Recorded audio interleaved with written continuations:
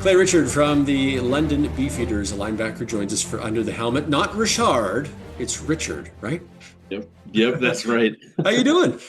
Good. How are you? Good. I want to take you back to when you were a kid. Why settle on football? Why get into the sport in the first place? Was it a family member, or a buddy get you in there? Yeah, so it was definitely a family thing. Football's been in my family for all my life, all that I can remember. My dad, my brothers have played it, my cousin. Was fortunate enough to actually be able to play one season of high school football with him as well. Oh, wow. So yeah, So from Wisconsin, you find yourself now in London, Ontario, which we will talk to about in a minute. But being from Wisconsin, what was minor football like? We see stories here in Canada about minor football like being religion down there in the US, especially at the minor level. Was it like that in Wisconsin? I know it's not Texas, but was it like it in yep. Wisconsin? Yeah, so we basically there are a lot of like little like small leagues for like underneath of high school levels. So like we always had sixth through eighth grade we called middle school and we had middle school football. I've actually played growing up from third grade all the way on. Wow. So it's super big into football in the US. So In the third grade, you put that helmet on, you put the pads on. Do you feel indestructible as a kid? Like you're running around there and you're just banging into things. yeah, it seems like the helmet's weighing you down more than anything, trying to stay A lot upright of with it. this. Yep. So you get to play with your brother. Your family's into football. Were you allowed to play other sports growing up? Yeah, so coming from a small school of about 95 kids in our high school, I was able to be fortunate enough to play basketball as well as baseball as well as football. So and then growing up too, I just played soccer for like 2 years. I had also played I didn't play, I guess. I wrestled also from kindergarten all the way up through eighth grade. So, yep. Your parents were just like, you need to be in a sport all the time. Yep. If there was anything that I didn't want to do, they would always be like, you got to stick it out at least just for the season, then you can be done. So was there a moment, a game, a situation where you had to then settle on football? You had to drop wrestling and basketball and baseball. When did football become the thing? Football was definitely a college thing. So I played, like I said, I played basketball and baseball in high school as well as football. And then once it got to like the college level and it was time to decide, I just felt like I enjoyed football so much more than any other sport. So I decided to keep going with that and fortunate enough to have some offers to play college football in the US as well. And you played D3, is that right?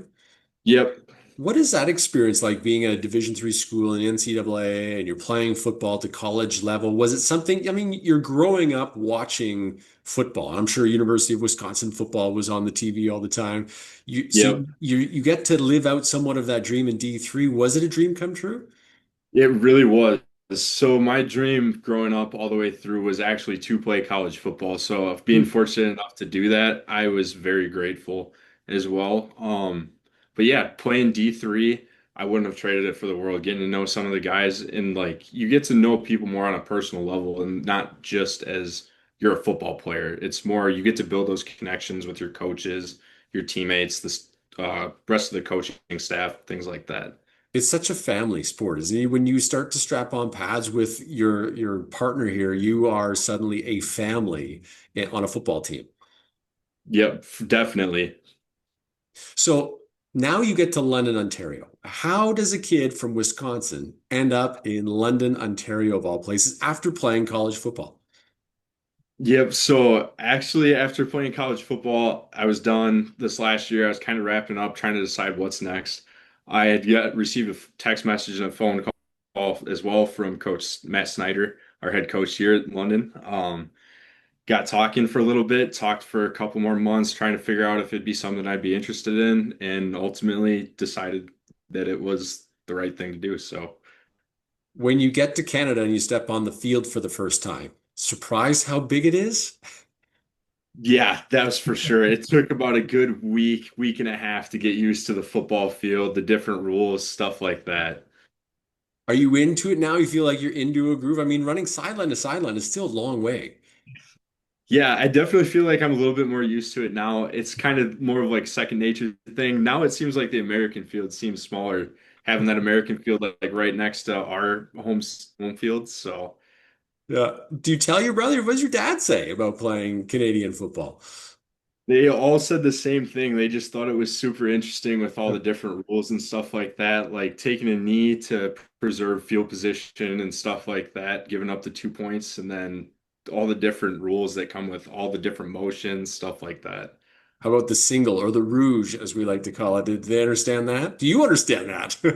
I understand it now. I didn't understand it until I got here. I can tell you that much. But yeah, getting used to it. So As going into a game, in pregame, are you a superstitious guy? Do you have to go through some sort of routine? I am. I drink the same energy drink before the games. I always have 200 drinks before a game. I also listen to kind of like relaxing music on the way to the field, and then once I get to the field, kind of crank it up a little bit, go more into like rap stuff like that. So easy Also, listening as you're drinking your energy drinks? yep, it is. And then once I'm like actually at the field too, I'll do my usual like I do like a half around the field walk. So just walking from the sideline, cut it across at half field, stuff like that. Is there a play in the game where you feel then you're suddenly settled into the game? Do you have to give a hit or be hit or a block or something where you now your mindset shifts to, okay, this is a game? Honestly, that kind of subsided after my like freshman year of college. I would say that that was the last time that I felt coming into a game that I wasn't like exactly ready. I kind of had to get that first hit out of the way. But yeah, definitely the first hit, no matter if it's on special teams or something like that, after that first hit happens, it's definitely go mode. You know, you get to London and you're one of the older statesmen, one of the older guys in the CJFL already. By virtue of age, does that make you a leader right away, even though you are coming from a different country, a different kind of football game, but it's still football? But as an older guy, do you feel like you have to take some players under their wing, under your wings and teach them the way as a leader? Yeah, it definitely sometimes it does feel like that, but I wouldn't say that it's necessarily like as much of a burden. It's just I would rather help out the younger guys learn stuff from me that I've taken from college and have been able to like translate it into my game. And that's what's kind of like made me and some of the other guys successful, as well as just learning, picking up little bits and pieces that you can keep adding. And the more that I can pass that on to these guys, the more well set up that they'll be for the future. Hmm. Any fun chatter amongst teammates about American versus Canadian or anything like that? Any fun chirping? Yeah, I've definitely had that a few times. Definitely on special teams a little bit more, especially with the 5 yard halo around. We be coming up on them, the American guys. We don't give the 5 yards. Then we're getting called for that all the time. So Hard to put the brakes on when you're going full speed, isn't it? exactly. Yep. All right, now being from the US, now experiencing Canadian football, if you could have a season ticket to any sports team on the planet, money no option, what season ticket do you hold? You and a buddy. Season tickets. I think I would have to go with my hometown team, the Packers. So the Green Bay Packers. Have you been to Lambeau? Have you experienced the frozen tundra? I have. I have actually multiple times. I've gone to, I think, probably 7 or 8 Packer games now. So very fortunate to be able to do that. Who was the quarterback? Was it Aaron Rodgers when you were there? I've seen Aaron Rodgers. I've seen Jordan Love as well. Seen a little bit more of Aaron Rodgers growing up, but yep, What a thrill. Do you have a foam cheese head that you wear? we do back at the house. Yep. I feel like that's a Yes, you staple do. of Wisconsin. Okay, last question. What's one thing people don't typically know about Clay Richard? You've shared a lot, but is there one thing that people typically don't know about you or be surprised to know about you? I think the biggest thing would honestly be my high school size. The size of my high school was only 95 kids, Yeah. and my graduating class alone was actually 16.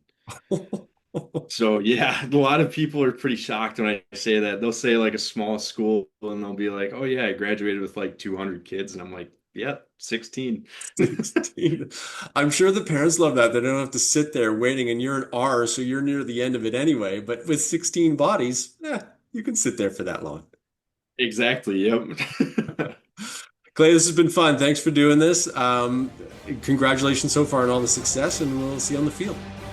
Awesome. Thank you.